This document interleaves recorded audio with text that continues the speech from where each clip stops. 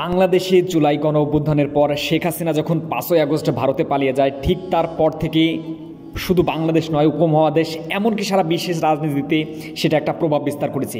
আমাদের আজকের ভিডিওতে আমরা দেখতে যাচ্ছি পৃথিবীর গুরুত্বপূর্ণ কোন দেশ শেখ হাসিনা তথা আওয়ামী লীগের পক্ষ দিচ্ছে, অন্যদিকে কোন দেশগুলো ডক্টর মোহাম্মদ ইউনূস তথা বাংলাদেশের অন্তর্বর্তীকালীন সরকারকে মৌন সমর্থন দিচ্ছে। তাহলে চলুন আমাদের আজকের এপিসোডটি শুরু করি। দেখুন, সর্বপ্রথমে যে দেশটির কথা না বললে নয় সেটা হচ্ছে ভারত। ভারত পূর্ণাঙ্গভাবে খোলাসাভাবে বলতে গেলে বাংলাদেশ আওয়ামী লীগকে সমর্থন দিচ্ছে, বা তারা চাচ্ছে শেখ হাসিনাকে পুনরায় কীভাবে বাংলাদেশের ক্ষমতায় বসানো যায়। কারণ ভারত যদি শেখ হাসিনাকে পুনরায় বাংলাদেশের ক্ষমতা আসীন করতে পারে, ভারতের অনেক ফায়দা হবে।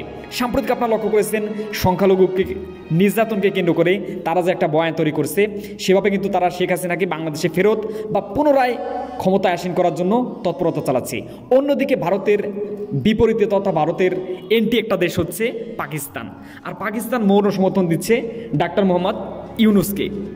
আর ডাক্তার মোহাম্মদ ইউনূস শুধু নয়, আপনারা মিডিয়ায় লক্ষ্য করেছেন সাম্প্রতিক পাকিস্তান থেকে তারা পণ্য রপ্তানি করেছে এবং বাংলাদেশ সেটা আমদানি তথা গ্রহণ করেছে।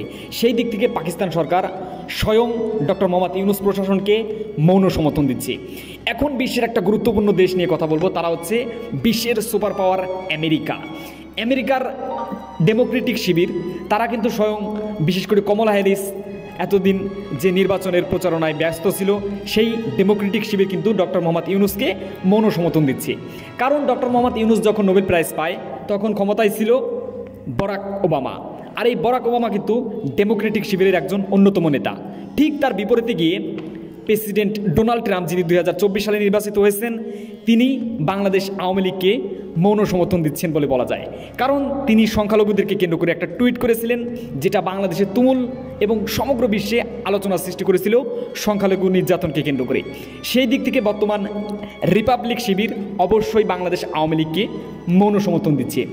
অন্যদিকে চীনও কিন্তু শেখ হাসিনাকে মৌনভাবে সমর্থন দিয়ে যাচ্ছে, যেটা আমরা বিভিন্ন কনফারেন্সের মাধ্যমে লক্ষ্য করছি। আর গুরুত্বপূর্ণ কথা হচ্ছে, চীনের সাথে ঘনিষ্ঠ সম্পৃক্ততার কারণে আমেরিকা স্বয়ং শেখ হাসিনার থেকে মুখ ফিরিয়ে নেয়, যার ফলে তারা কিন্তু শেখ হাসিনাকে ওই সময়ে মৌন সমর্থন দেওয়া থেকে বিরত ছিল।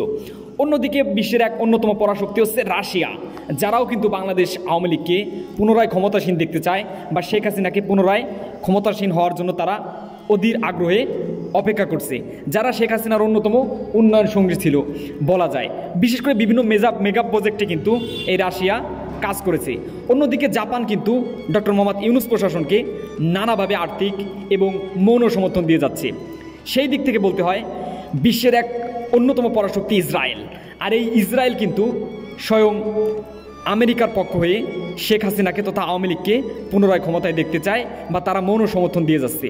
ঠিক ইসরায়েল যেহেতু ইরানের বিরুদ্ধে, ওই ইরান কিন্তু ডক্টর মোহাম্মদ ইউনূস প্রশাসনকে নানাভাবে মৌন সমর্থন দিয়ে যাচ্ছে।